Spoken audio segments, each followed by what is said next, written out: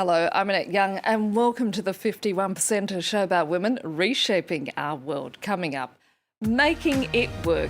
Is it possible for a couple to both have demanding careers? We're going to be talking to organisational behavioural specialist and author Jennifer Petriglieri about how to thrive in both love and work.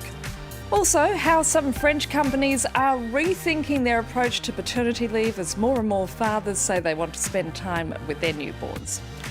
And creating a spark. For the first time in decades, a woman has been trained in Somalia to be an electrician.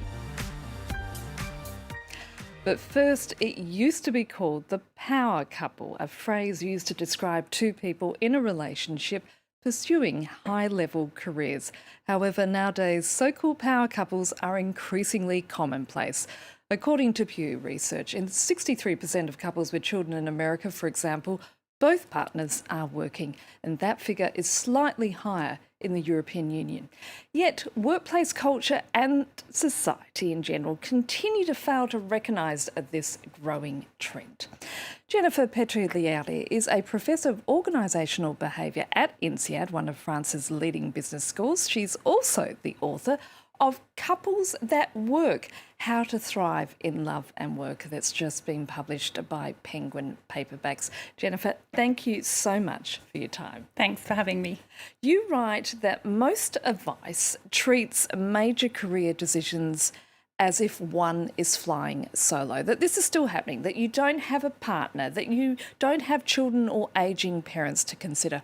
Why is it, Jennifer, that we're 19 years into the 21st century and this is still happening? It's incredible, isn't it? Our culture is really stuck on this traditional model that there's one career leader and someone else who picks up everything else at home. And yet, as you mentioned in the introduction, this is just not the reality in working couples in societies today across the globe. More than 2/3 of us are in working couples. And unless that narrative shifts in society, it's very hard for those working couples to really make it work together. So is it possible for two people in a couple, in a family, to have high-level demanding careers? The short answer is yes. The question we were interested in is how. And what I found was, of course, it's more complex. There's lots more balls to juggle.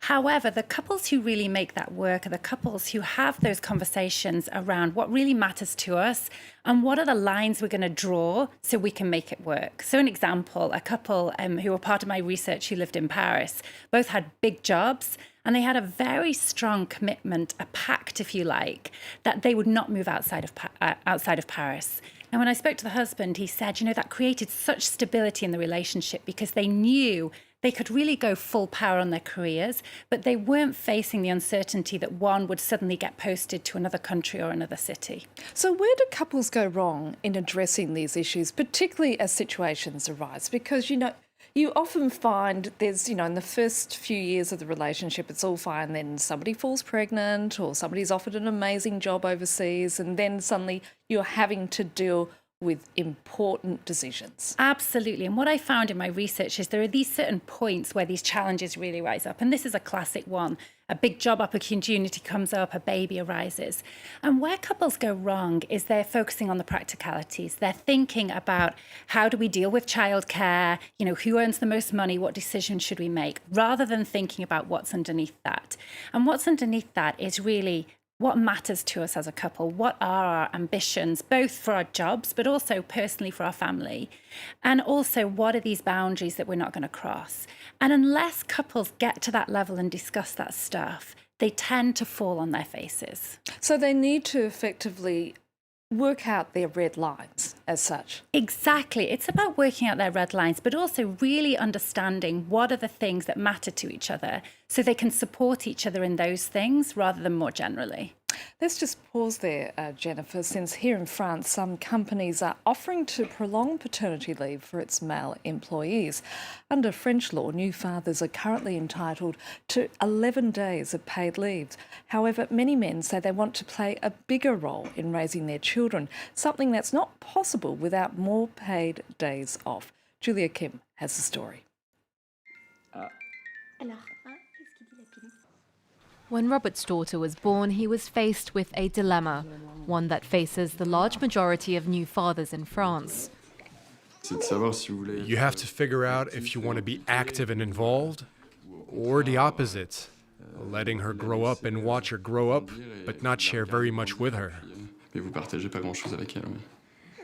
Under French law, women expecting their first child are entitled to 16 weeks of paid maternity leave. But men only get 11 days off, which need to be taken in one block and also include weekends and public holidays. On top of that, France's social security system caps paternity leave allowance at just under 90 euros a day.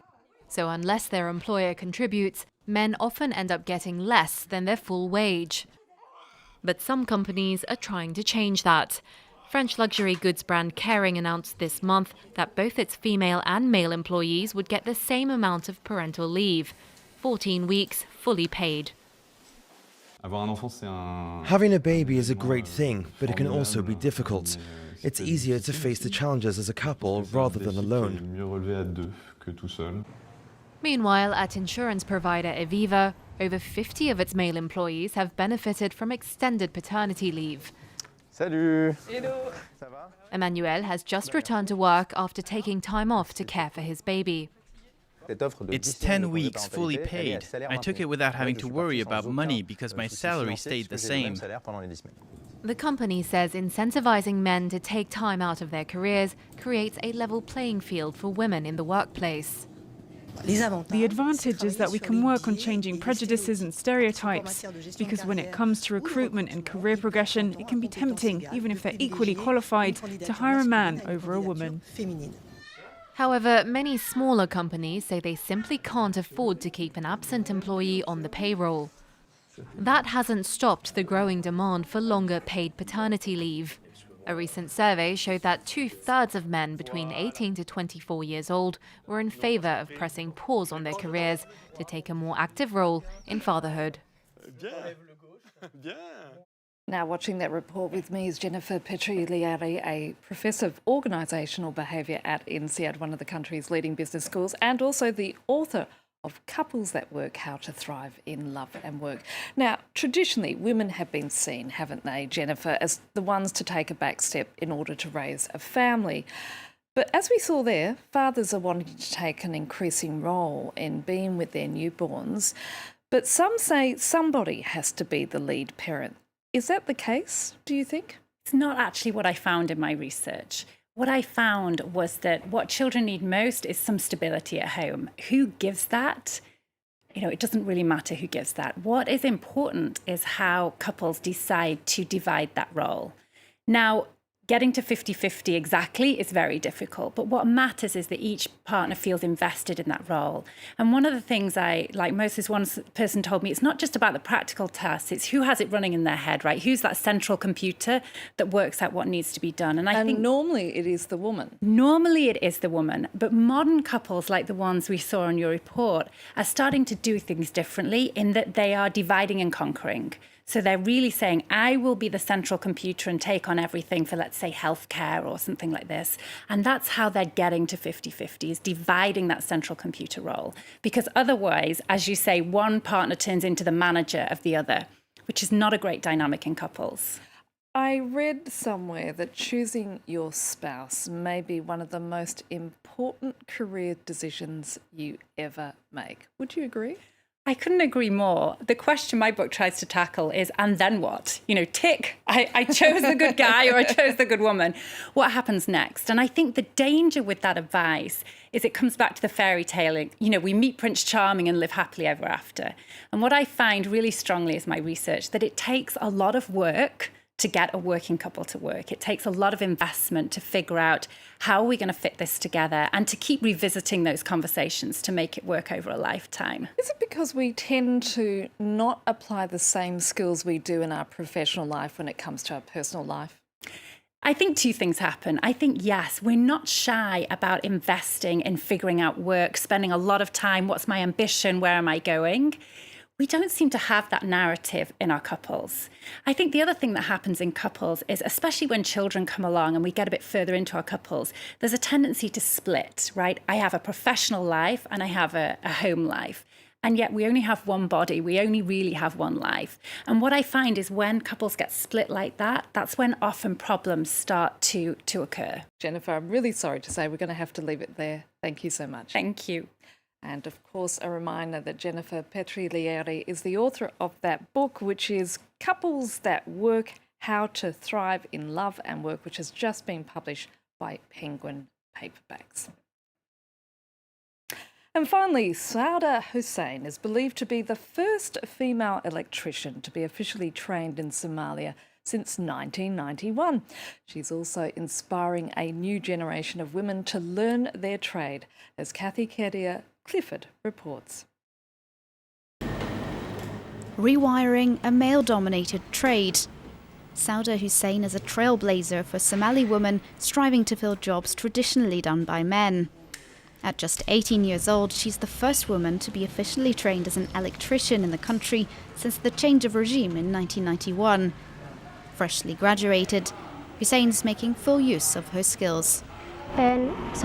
This is a male-dominated sphere, but I have ventured into it. Thank God I was brave enough. I've often faced many challenges. I regularly fix all kinds of electrical problems and earn a little money to cover my personal needs. Hussein benefited from Norwegian government funding aimed at helping young Somalis access training. She's attracted criticism as she pushes against traditional expectations around female roles in the country. But staff at her college say her achievement has pushed other women to sign up for classes. So there is a role model to many young girls. Seeing her as an electrician, seeing her working in her community, seeing her posts on Facebook. This is something that's given a lot of women in Somalia the courage to step forward and go into this field. Sauda Hussein is now looking ahead to her ultimate goal, to work for a major power firm and help light up Somalia, a country where electricity is still an expensive luxury for many. And that's it for now. You can also connect with us via our Facebook page, that of course being France24.51%, or do send us a tweet at _51%. So until our next show, bye for now.